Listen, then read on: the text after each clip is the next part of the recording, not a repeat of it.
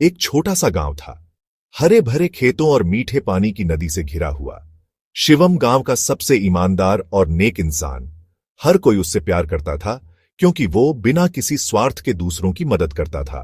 गांव वाले हंसते हुए, शिवम बेटा, तेरा जैसा लड़का इस गांव में कोई नहीं। शिवम मुस्कुराकर, मैं तो बस सबका भला चाहता हूं चाचा। वो हमेशा दूसरों की मदद के लिए तैयार रहता। कोई भूखा न सोए, यह उसकी ख्वाहिश थी। गरीबों की सेवा करना, यही उसका धर्म था। गांव में एकता और प्रेम का माहौल था। लोग एक दूसरे का दुख सुख बांटते थे। गांव का दूसरा चेहरा रघु, चालाक और लालची आदमी, लेकिन जहां अच्छाई होती है वहां बुराई भी होती है। और रघु शिवम की अच्छाई से जलता था। उसे लगता था कि लोग उसकी कदर नहीं करते। रघु मन में, शिवम तू बहुत अच्छा बनता है ना, अब देख मैं तेरा क्या हाल करता हूं। एक रात गांव के सरकारी गोदाम में चोरी होती है।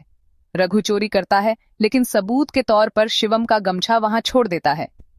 रघु ने चालाकी से चोरी की और ऐसा जाल बुना कि सारा शक गया शिवम पर। अगली सुबह पंचायत बुलाई जाती है। मुखिया, शिवम, तेरे गमछे के अलावा वहां कोई नहीं था, क्या तू ही चोरी कर सकता है? शिवम आंखों में आंसू, मैंने कुछ नहीं किया, मैं तो बस। रघु दूसरों को भड़काता है, कब तक इस मासूम चेहरे के पीछे छिपेगा?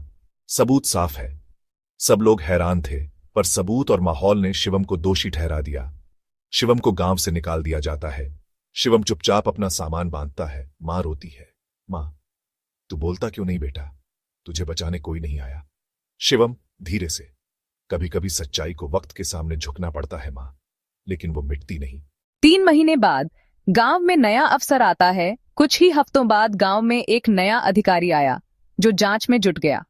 उसे शक हुआ कि मामला उतना सीधा नहीं है। अधिकारी ने रघु के पुराने रिकॉर्ड निकाले और सीसीटीवी फुटेज की जांच की। अधिकारी, ये देखो, असली चोर तो रघु है। गांव में फिर पंचायत बुलाई जाती है। मुखिया गंभीर स्वर में, हमने एक निर्दोष को सजा दी। रघु ने न सिर्फ चोरी की, बल्कि शिवम जैसे सच्चे इंसान को बदनाम किया। रघु को सजा दी जाती है और गांव शिवम को वापस बुलाता है। शिवम गांव में लौटता है, लेकिन नाराज नहीं है शिवम गांव वालों से। मैं नाराज नहीं हूं, क्योंकि जब सच्चाई लौटती है तो वो सब कुछ ठीक कर देती है। शिवम को समय पर भरोसा था और समय ने सच्चाई को उजागर किया। कभी कभी सच्चाई को छुपाने की लाख कोशिशें की जाती हैं, लेकिन जब वो लौटती है तो अंधकार मिट जाता है।